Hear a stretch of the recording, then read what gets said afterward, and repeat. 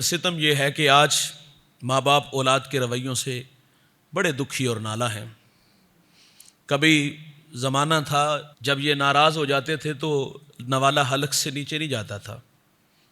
یہ ناراض ہوتے تھے، پنجابی میں کہتے ہیں انہاں دی ناراضگی دا مل بھی پیندا سی۔ اتنی دیر چین سے نیند بھی نہیں آتی تھی بھائی جتنی دیر تک ہم ان بوڑھوں کو منا نہیں لیتے تھے۔ لیکن آج میں اور آپ معذرت سے کہاں آ کے کھڑے ہو گئے۔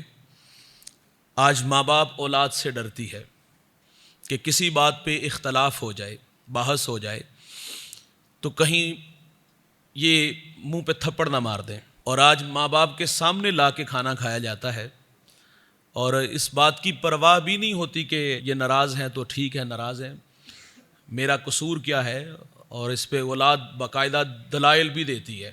تو میرے نبی تو امت کو تعلیم یہ دیتے ہیں کہ اپنے ماں باپ کی نافرمانی نہ کرنا۔ فرمایا اگر وہ تمہیں گھر سے نکال بھی دیں تو فرمایا ان کی بات کو مقدم رکھنا۔ تو ستم کیا ہے جس دور سے میں اور آپ گزر رہے ہیں، ماں باپ اولاد کے رویوں سے بہت زیادہ اذیت میں ہیں۔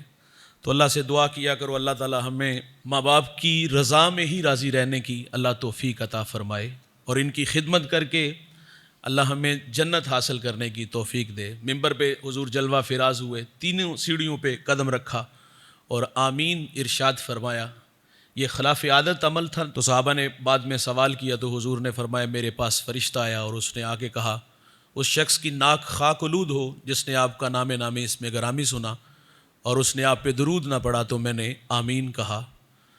تو ایک اس میں یہ بھی ارشاد فرمایا کہ جس نے ماں باپ کو بڑھاپے میں دونوں یا دونوں میں سے کسی ایک کو پایا اور ان کی خدمت کر کے جنت حاصل نہ کی تو اس کی بھی خرابی ہو، تو اللہ کے رسول فرماتے میں نے اس موقع پر بھی آمین ارشاد فرمایا۔ تو جس پہ حضور آمین ارشاد فرما دے تو اس کی ہلاکت سے اسے کوئی بچا سکتا ہے؟